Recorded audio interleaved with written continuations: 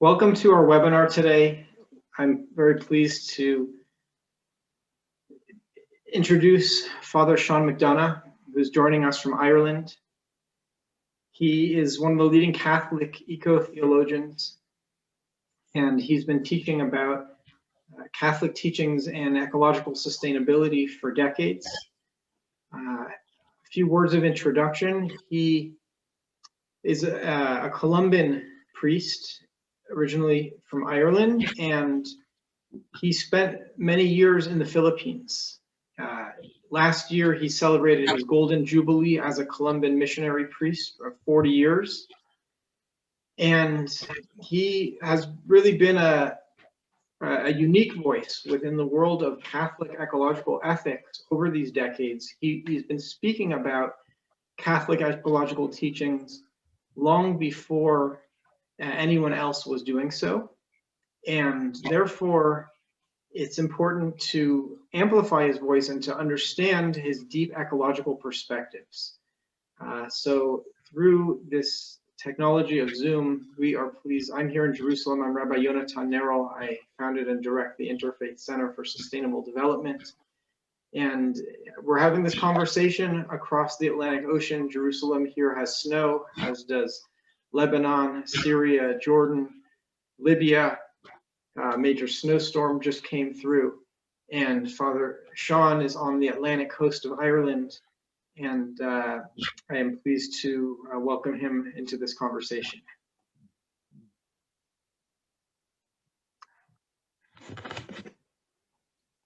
So my first question for you, Father Sean, and you can feel free to start your video, is I'd appreciate if you could tell us about your decade living in, and even more living in the Philippines, including in the jungle. And how did that experience in the jungle impact you? Well, I was ordained in 1969, and I went to the Philippines. And for my first time, 3 years there, I was working in lowland Christian parishes. So the first thing I did when I came to Mindanao was I spent almost a year studying the local language, which was Cebuano. So then I was able to talk to the people and also engage with them. Now, the focus at that time was very much on liberation theology, because the Philippines is a Catholic nation. In general, it's about 70% of the people are Catholic, but a lot of people were living in extraordinary levels of poverty. And a lot of the land was were controlled by small groups of people. So very much a kind of theology that came from Latin America in the 1960s began to spill over also into the Philippines. So my first engagement would be with the whole area of liberation theology. Now, not everyone in the Catholic Church was happy with this, because very often they use some of the concepts of Karl Marx to understand the structure of society and inequity in society. And the very name of Karl Marx would be not acceptable in many from many Catholic people and even theologians. So that was my initial experience. Something very funny happened to me. My superior asked me, would I go and study canon law in Rome, do a doctorate? And I said, that's the last thing I want to do. I want nothing to do with canon law.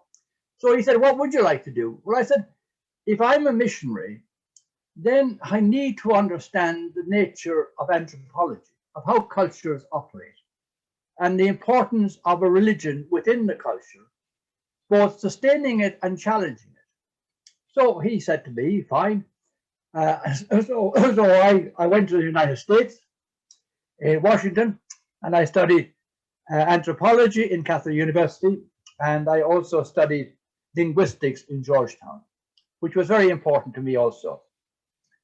So then I went back to the Philippines in 1976, and I was asked to teach in a university in a Muslim area.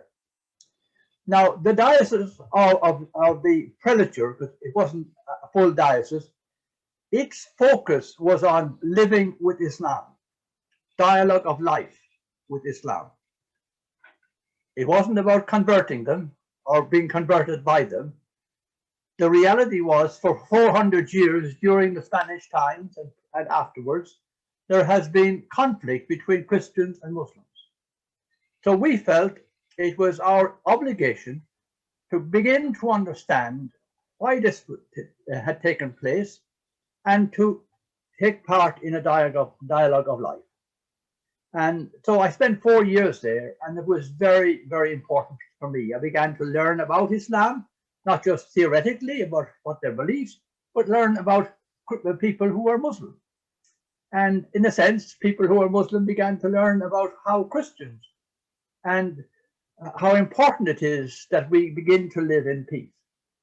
So after that, a friend of mine asked me, would I go now and work in a tribal area with the Tivoli?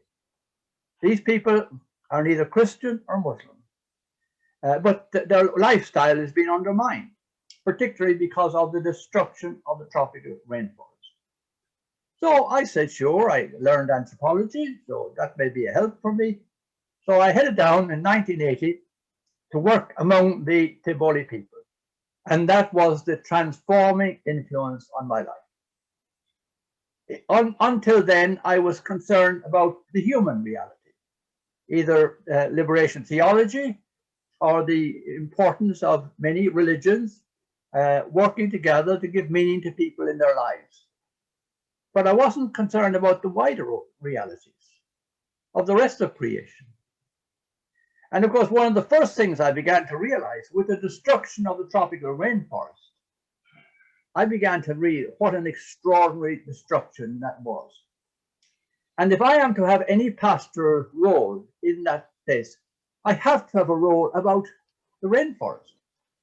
Now, I'm from a place called Ireland. You said we're on the Atlantic Rim, and everyone would say it's a beautiful country. In terms of biodiversity, we're paupers. We're paupers. In all of Ireland, which is the size of McDonagh, there's only 26 native trees. But when I began to understand the rainforest, in a single hectare, there could be 100 to 120 or 30 different species of trees. Now, of course, once you remove the tropical forest, you open the soils to extract like typhoons, and within a decade or within 10 years or 20 years, a lot of your soils would be lost. So I began to learn all this, and to me, that was part of this new theology. And the focus of my Christianity, coming from Genesis chapter 1, verse 1, God created the heavens and the earth. And I have a role in understanding that. And I began to find out that we have done enormously negative things towards the environment. We must educate ourselves, but much more important than educate, we must develop new ways of living in a sustainable way with every species on the planet. And so issues like the destruction of species. And there are many people in biodiversity today would say, if we keep living like we are living, with 7.6 billion people, but with people in North America and Europe using up 3 or 4 times more of the resources than the people I live with in Mindanao, then that is immoral. And this was the great thing that the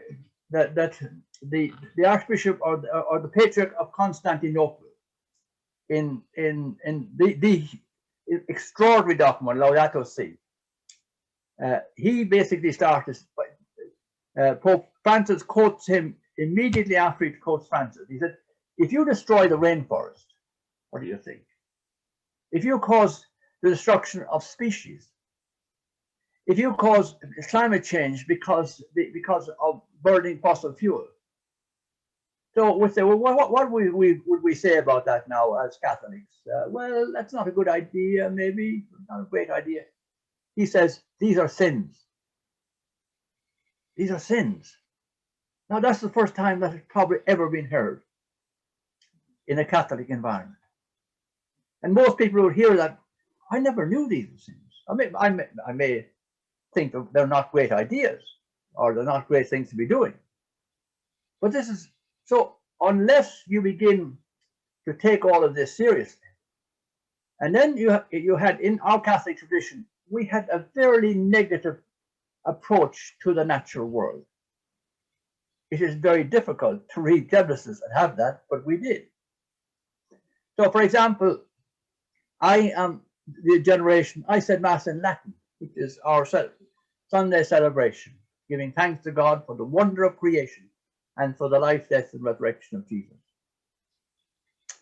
Now, you say, coming up to Christmas, you say we should be celebrating this extraordinary wonder. But do you know what the prayer was? Teach us, I won't burden you with the Latin. Teach us to despise the things of earth. The Latin is despicere. You could almost physically feel how awful it is, and to love the things of heaven.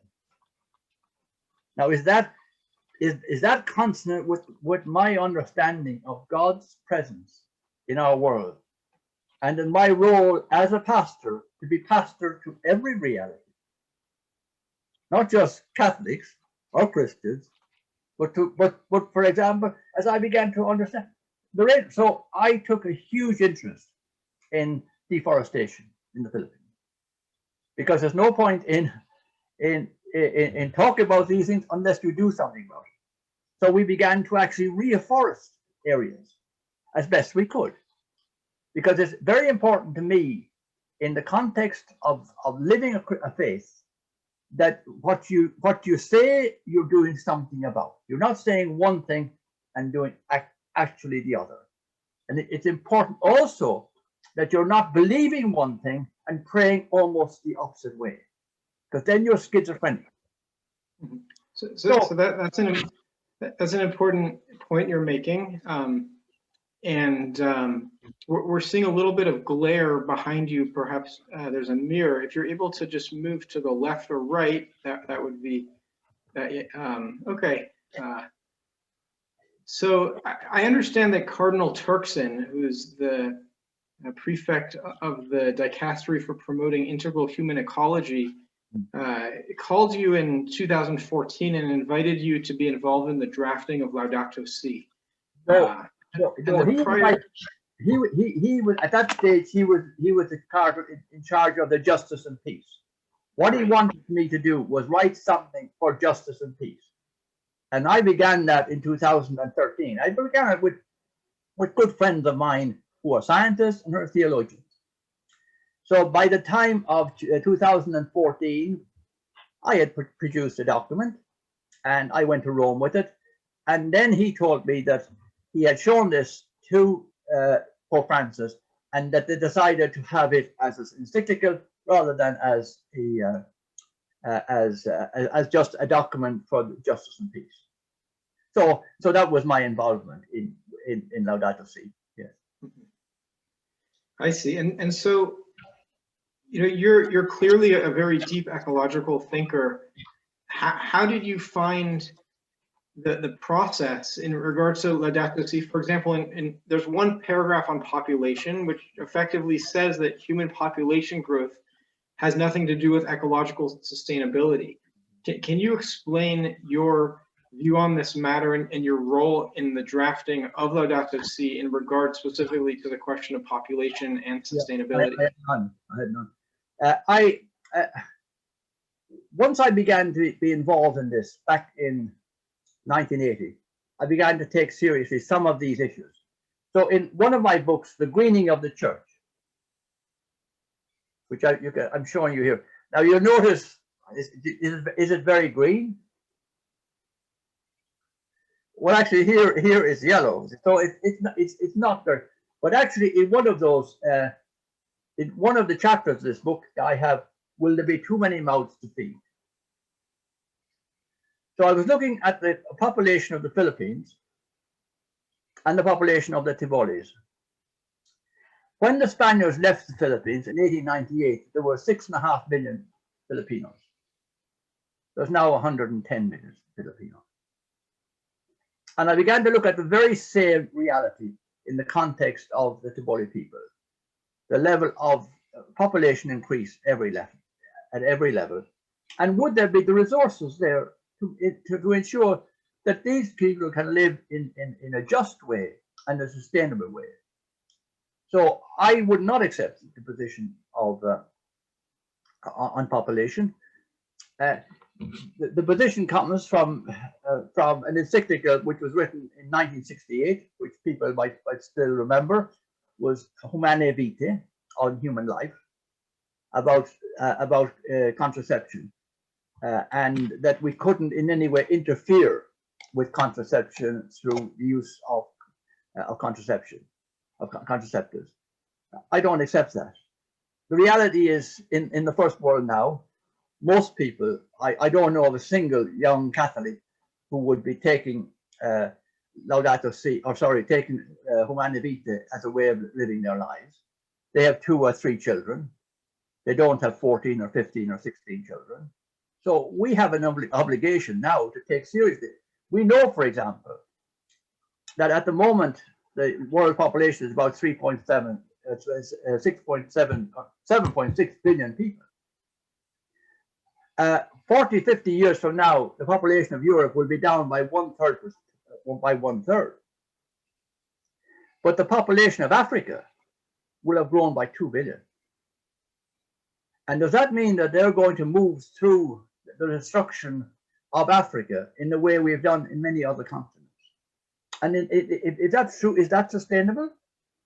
And can that be justified by a religious reality? I do not think that the Catholic Church has put sufficient time and thought into its position on population.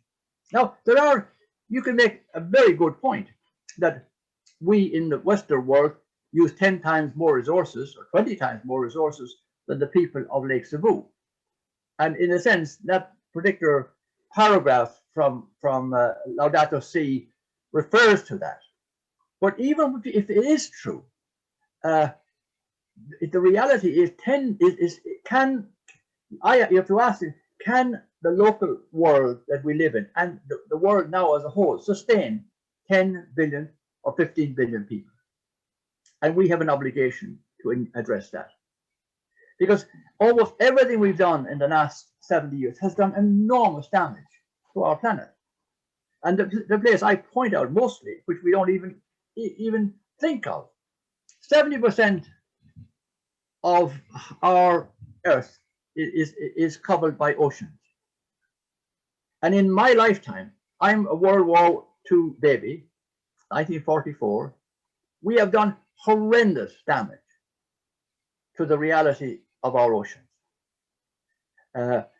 Look at, again, plastic is a post-World War II reality. It's almost at the North Pole and the South Pole, and it's doing enormous damage right across the oceans of the world. Up in the North Pacific, there's a whole area, almost twice the size of Ireland, of plastics. And think of the interaction with that of plastics with all the creatures of the sea. So we have to be very careful when we say, is this sustainable into the future? Because that's what I think pastoral care is. Pastoral care is, oh, let's eat, drink, and make merry, for tomorrow we die. No, we have a serious obligation, and not just for humans. We have a serious obligation for every creature. As I said, people in biodiversity say we are on course to wipe out 1 million species in the time in this century. What's that going to do to our world? Extinction is forever. So I would have a much more nuanced position on population than is reflected.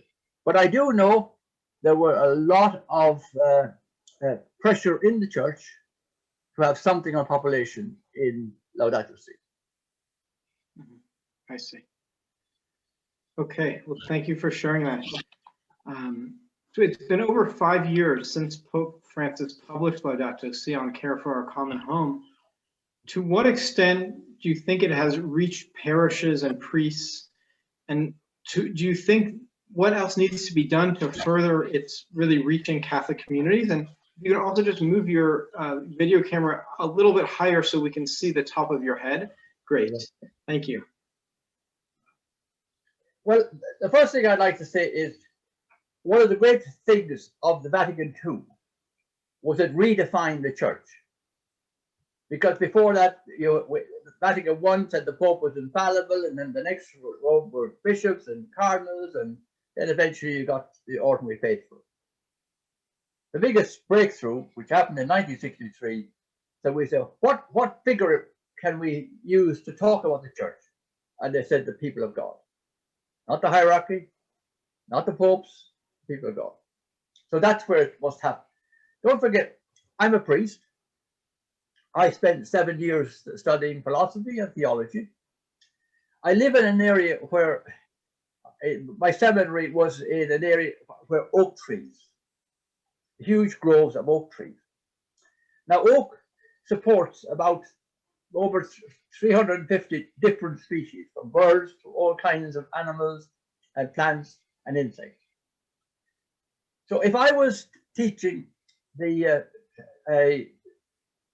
something on the church today, where would I sit myself if I was in Ireland? I'd sit myself under an oak tree. I'd say, this is what church is about, supporting other realities. And you can see it in the structure of God, of God has created. So what I would like to see, so in other words, I learned nothing there. And I don't know of very few priests learn anything about ecology. So what I would love to see is in dioceses and parishes that particularly the laity, particularly people who have competences in these areas, people who are teaching biology, people who are teaching chemistry, but they get together as a group to understand these issues and then to come up with policies and programs. For example, every single diocese in Ireland reaches the sea except one.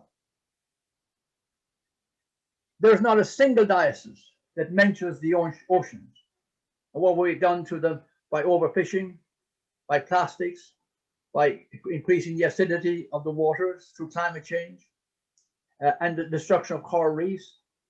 Actually, there's not a single diocese I know anywhere in the world where it has anything on the oceans. And yes, life has been there for 3.2 billion years before we're never on land. And so we're not. So that's what I would like to see, because if it's in the hands of priests who didn't learn anything about it and see it as something extraneous to our pastors, our religious reality. Our creation is not extraneous. Our creation is central to our world and to the very first lines of Scripture. God created the heavens and the earth. So, like, could there be anything more clear? So that's the way I'd like to see it go. Now, I'm involved here in Ireland, and as a bishop, been appointed to try to bring these realities into the local church. Like, I'd like to see every diocese having something on their website saying, what things should we do and not do? We have destroyed almost every single, all the major fishing areas in the world in a period of 70 years. Is that what we want to do into the future? Like in your country and in my country, like if I go out shopping this morning, as I did, almost everything I see is in single-use plastic. The very simple way to get rid of that is to put a tax on it. And that, like, I know, because when I came home here, I knew the Minister for the Environment. This is about 15 years ago. And I was trying to get him not to tax very small, remember, the plastic, the throwaway plastic bag, because you could see them all over the countryside. Oh, he said, people love their plastic bag. I say, I know they love their plastic bag. So he introduced 10 cents, 10 cents only. And in 2 months, the use of single-use plastic bags fell by 95%. That's the world we're talking about. So these are the policies that we need to see. I don't want to hear lovely thoughts and everybody loves the natural world. I want to see us doing something with plastic, which is a global issue. So we have to be, our prayer life, what we believe and what we do has to be working all together. Yeah. Right. I certainly agree with you about the importance of that. And here in Israel, the government imposed a tax on plastic at supermarkets, and that also significantly reduced the amount of plastic bags that people bought, at the checkout stand. So just to follow up on that, I would imagine that there's not a lot of Catholic priests or imams or rabbis or Protestant pastors who speak in their homilies about plastic use and religious teachings. And there's actually a study by the Pew Center that says that most clergy in America, no matter the denomination or the religion, don't speak about climate change. Although when they do speak about climate change, it actually motivates people to take action. So what do you think needs to happen? I mean, for example, I met you first in the Vatican about 5 years ago at a conference, and when I was there, I had a meeting with someone with an archbishop from the Congregation for the Clergy who spoke about the Ratio Fundamentalis, the document that governs seminary education for Catholic seminaries. And I understand that now ecology is one of 30 topics that is supposed to be part of seminary education. But as you were saying earlier, creation isn't peripheral to our existence. It's actually central. We live on Earth. And we depend on God's creation for our existence, as people in the United States are painfully aware of right now, when there are temperatures that are well below freezing and the power goes out, especially in minority and poor communities. So what do you think in terms of Catholic seminary education needs to happen to raise the importance of ecological sustainability within it? Well, we need to have better text on it. We also, the Catholic position is problematic at the moment because women have no role, basically, in the church. I believe myself that if we had women priests and archbishops, for example, we'd have a much better chance. And I make the point, Vatican II, for example, which is a great 4 years for the Catholic Church. It brought the church up to date from the 15th century, 16th century Council of Trent. But there was nothing on the environment. Now, Rachel Carson had published her book actually before Vatican II happened. She published it in April of 1962. So I think if we had 50% of the bishops at Vatican II were women, they'd probably have come up with much more. And that's my experience, actually, working inside and outside the church. Women are much more sensitive to these areas, possibly because of their understanding of their children and all that. So I would like to see that. Then I would like to see works starting, the diocese would say, we'll do something this year. For example, maybe a country like Ireland produces a lot of milk. Is this the best way of going forward? And let's then spend all of this year understanding about how we're producing milk, how we're using fossil fuels, how we use pesticides, insecticides, and have religious realities going with it. Like to go back to the Patriarch of Constantinople, these are sins. They're not something, well, we don't really care. So I'd like to see that. Now, to be fair, at the central level, since that time we met in Rome, there's a lot of people working in trying to bring Catholic bishops and priests more into this area, and I support them a lot. But I'd like to see a lot more hands-on engagement, and it won't be hands-on unless you marry theory with practice. There's no point in talking about practice if your theory is not followed, and then there's no point in talking about practice if your prayers, if what you're saying in your prayers is the direct opposite of what you believe now about God's creation. You said God's creation. How would you get on? How long would you get on without oxygen in the air, by the way? You'd be gone in 2 minutes. You know. So when I talk about phytoplankton in the oceans, that actually 50 or 60% of the oxygen for our planet is created by those. Oh, well, that's we're interested. Well, I am interested. Without oxygen, I would last 2 minutes. So it's that level of engagement that we need to celebrate and understand, and develop a new humility with. One of the things about this pandemic, I think, it may be giving us a little bit of humility.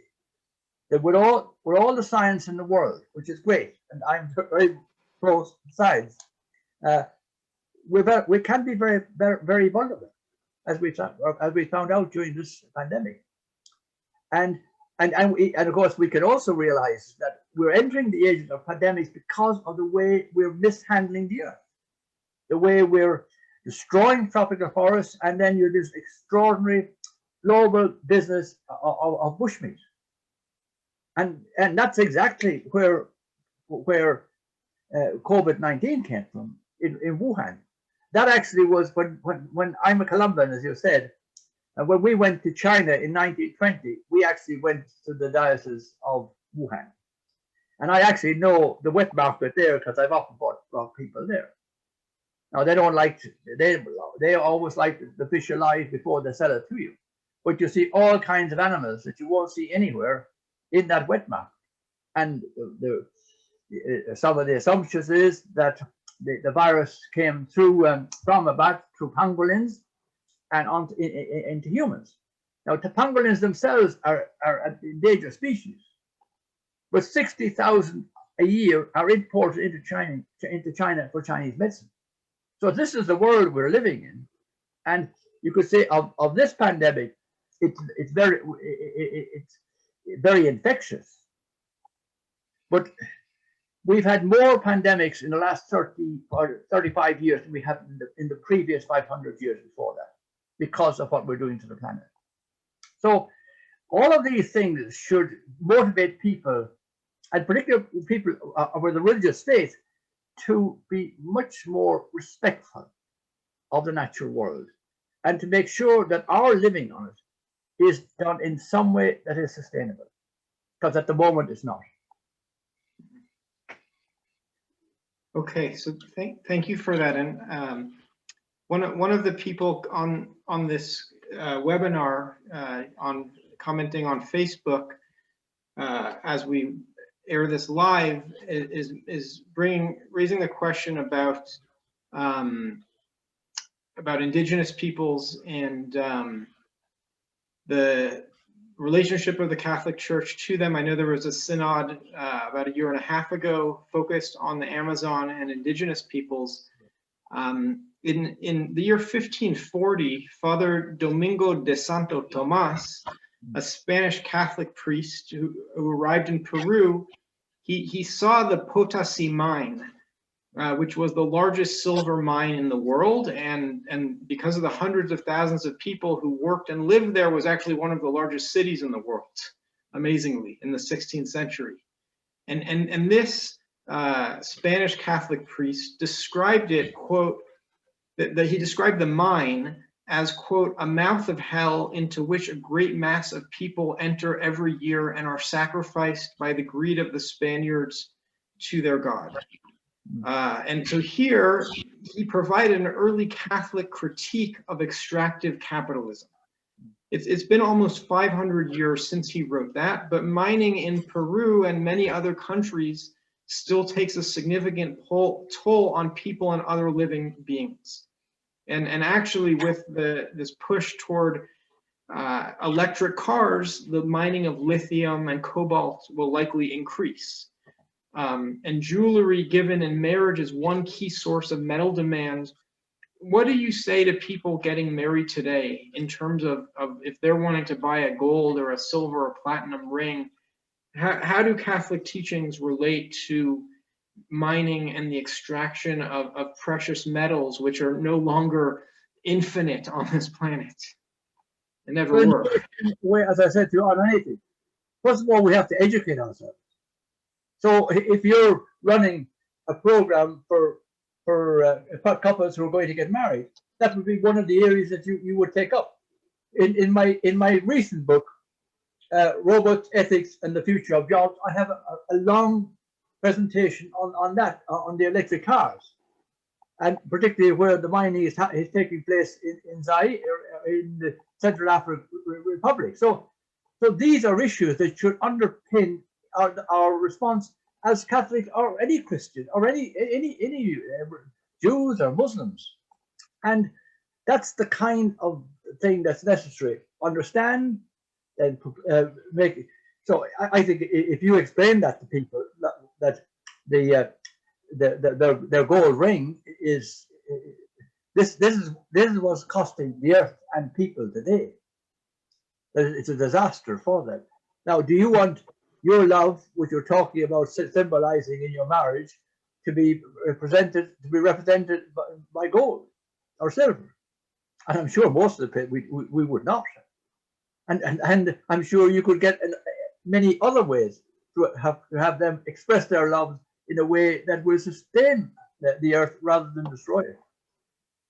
And it has taken us a long time. I mean, the Spanish conquistadors were pretty awful, but so I'm Irish, and I recognize our neighbour did much the same here from the 12th century onward. So that's what happens with colonialism. And again, we must make sure that we critique that, and we critique any religion that denies something very, like for me, climate change is one of the most important moral issues of our time. The science of it is unbelievably clear at this moment. We know about the levels of carbon dioxide we have put into the atmosphere in the last 100 years. So there's no way of denying that. And yet you have many Christians in the United States, the former president of the United States, rubbishing the fact that climate change is taking place. Now, to me, that's an appalling way to live today. And when I think that part of almost half the Catholics in the United States voted for him, mainly because he said he was pro-life. But I'd like to ask migrants how much pro-life he thinks that they were for him, you know. And so, like, we need to, what we believe and what we do and what we pray needs to be working together. And I think so. I would hope that we would help to change people as we go through. Like I wouldn't know anyone, young couple I know here, who would want a gold ring if they thought that this is where it comes from, and the pain for the earth and for people in producing this. Do you want this? I would say absolutely no. Okay, thank you for that helpful insight. I want to mention a question which is coming in from Los Angeles, from the Pasadena area, from the someone with whom I work, and it relates to a movement that she perceives as happening within the Catholic Church of moving toward traditionalism, the quote, saving of souls, and seeing respect for life just as abortion issues, and essentially not seeing ecological sustainability and caring for our common home as a life issue, that life is considered really focused on abortion and opposing contraception, whereas a more holistic view understands that, well, we need to think about what will happen to that child when it's born, and the children that are freezing today because they don't have power from an Arctic storm that is made worse by climate change and the destabilization of the jet stream from the Arctic. So essentially, I know you've spoken in the past about certain Catholic traditionalists focusing on culture wars, but that seems to be as strong today, perhaps as in some other times. What can we do to elevate the issues that you're bringing up within parishes and within seminary education? It's a very simple thing called data. I talk about climate change because it's real. It's real, and it'll be very real for these people and their great grandchildren 80 years from now. I've been writing on climate change since 1980, and I've seen the extraordinary damage already done. Are they aware of, for example, the acidification of the ocean, and that life began here? So I have very little time for that, but I try to present and to be very clear about Laudato Si. One of the lovely things about Laudato Si, it was the first time ever of a religion that we have over 1 billion people, where actually the Pope used science to actually talk about what's happening to the oceans, what's happening to water, what's happening to biodiversity, what's happening in climate change. And you cannot deny these unless you want to deny everything around you. And this is what the culture wars do. So you find the situation that where you have bishops who are much more critical of Joe Biden, because in a democracy he hasn't he accepts that some people would wish to have abortion. Now I've said exactly one sentence there, but I'll say no more, because I'm a man and I know situation. Most people who make these decisions are women, and I don't often know the context in which they have to make these decisions. But I would have a lot more time for him who's talking about addressing climate change, working back on biodiversity, and creating a society where all of us can work together and not against each other. And one of the most awful, I think, legacies of the last president is people are fighting each other. And is that actually what religious people want to be doing? And so I feel I'd be much closer to the presidency of Joe Biden. Now, the interesting thing is, this is a war in the United States. Almost every country in Europe has at some level introduced termination of pregnancies and abortion, but you don't find the same level of religious destruction or religious presentations here. People are not saying, the bishops here are not saying to the Prime Minister that he can't go to Holy Communion at Mass. So it's very much a reality of the United States. And you asked me how to deal with it. The only way to deal with it is by facts, by data, and that's what science does. And it's not I think or maybe and I wonder. No. Tell me we've doubled the amount of carbon dioxide in the atmosphere in the last 150 years, and you can measure that. So it's not a question of what you like or or you don't like. It's measurable. So, okay, well, thank you for that response. There's also some questions that are coming in terms of about living a simple lifestyle or a sober lifestyle. The thrust of consumer society today is promising people a large house, a nice car, the newest smartphone, airplane travel, eating a lot of meat and dairy and eggs. And as you know, that lifestyle for 8 billion people or 11 billion people, which is what we're moving to by the end of this century, is something that God's planet was not geared for. Amazingly enough, and the Earth systems are hemorrhaging already under the current strain of 8 billion people. What do you say in terms of simple living and sober living from a religious perspective? I think it's absolutely essential. It's absolutely, again, that's essential, because we say that the religious living has to be out of the reality in which we find ourselves today. As you've very rightly put it, particularly in the Western world, we have forms of living at the moment which are way beyond what's sustainable in our planet. And I believe, for example, we in Ireland should be asking ourselves, yes, about the use of meat. Yeah, maybe not. Like I lived in the Philippines for 25 years. We had meat, but it was just part of maybe one meal a day. Whereas here in our, and we're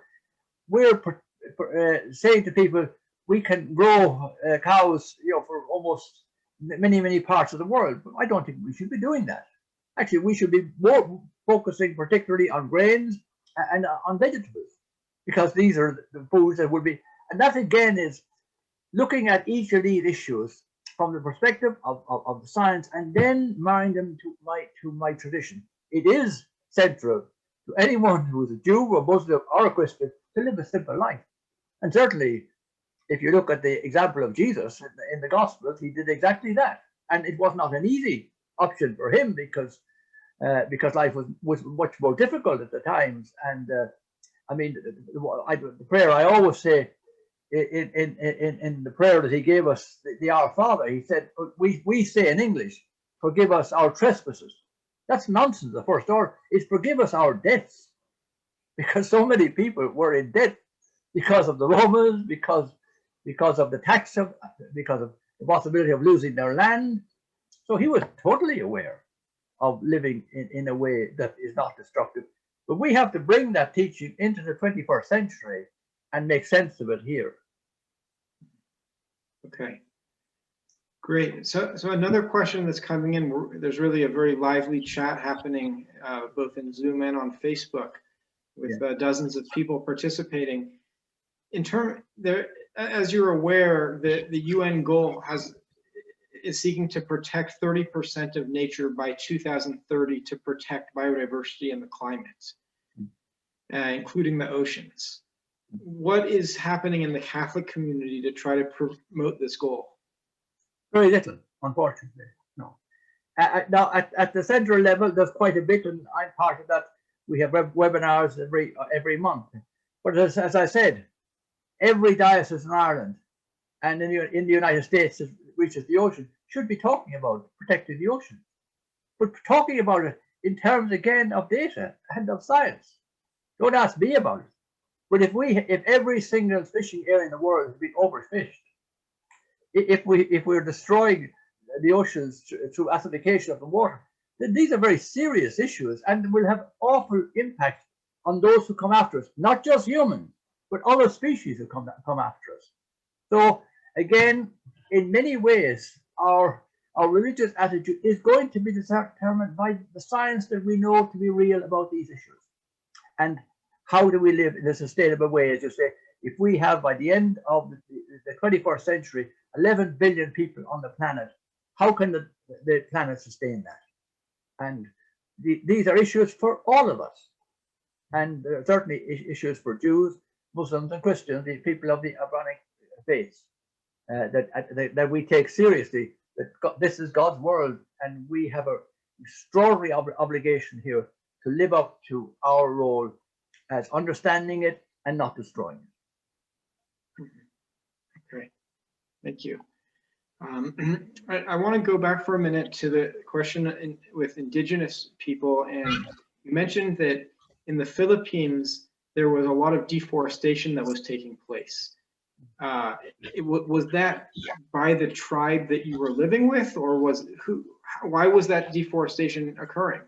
Because of company. Basically, deforestation started in the Philippines in a big way. It happened between the two world wars, but basically it took off in the 1950s. And you see, in many areas in Mindanao, a lot of my colleagues who went there earlier would be fairly they working for these companies. They paid very well, quite well, not very well. So people were happy enough, and you were working in a parish, you were trying to build a school, you were trying to get some money to do all that, to pay your teachers and all that.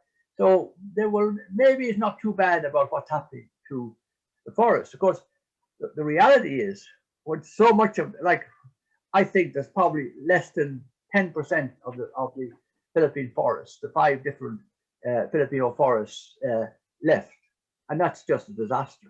That isn't just bad news, but most of it was done by initially American companies, then Japanese moved in, Koreans moved in, and Filipinos moved in. So that's what I took my stance against, and it was very difficult. And 2 of my colleagues actually were murdered. A priest were murdered because of positions they took on preventing deforestation. And you see, the problem with deforestation is it's gone forever. As I said, a dipterocarp forest could have 100 different species, which is, for someone like from Ireland, there's only 26 different species of trees for the whole country. I'm amazed by that. But is that part of my religious understanding? That should be part of it. This is an extraordinarily beautiful place, and to destroy it like that irreversibly is horrendous, and a horrendous insult to our God. I see. And what I was often involved in those discussions when I was in the lowlands. Maybe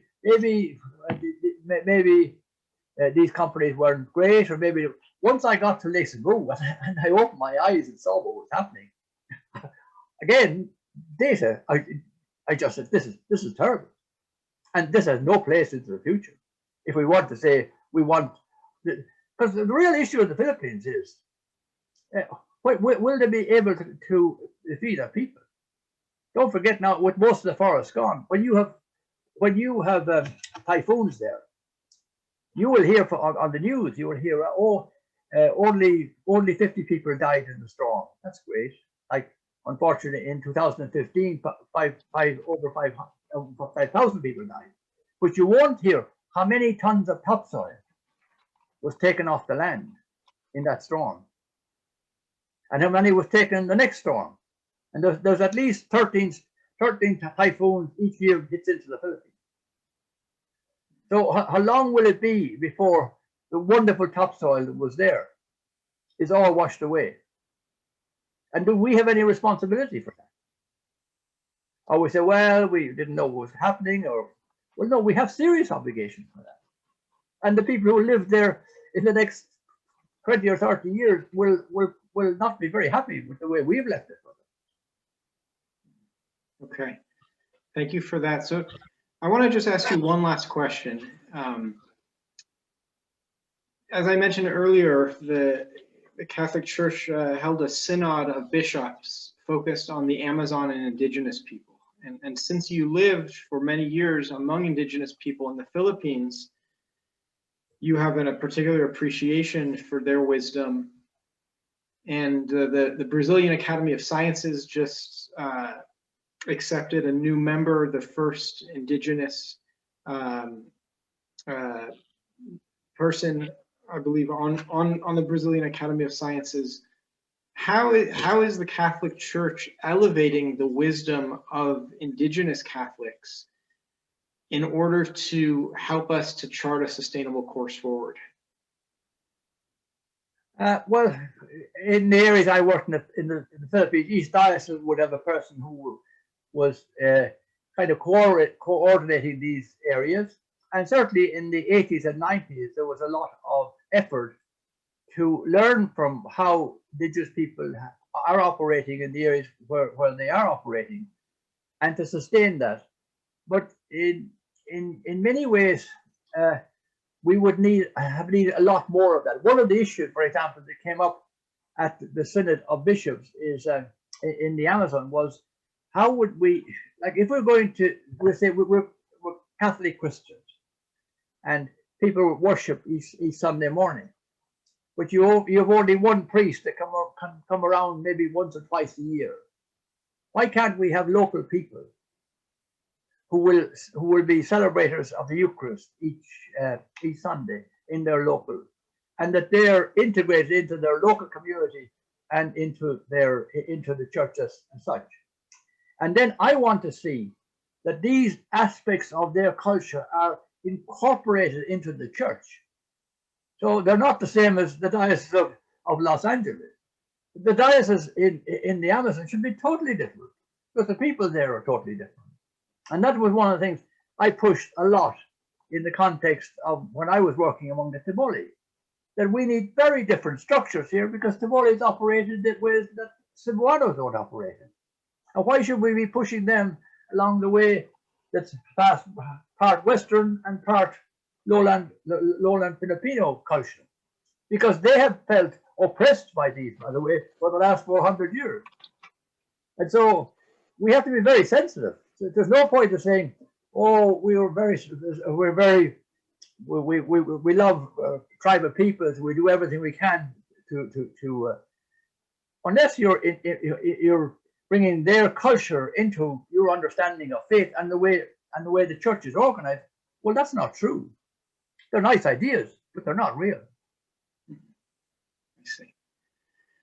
Okay, well, I want to thank you for this very interesting and enlightening conversation about Catholic social teaching and Catholic environmental ethics and your role as a leader in that over the past several decades.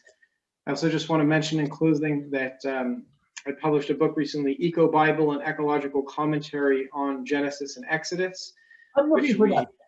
I'm looking for that. I saw that and I'm looking for it. Yeah.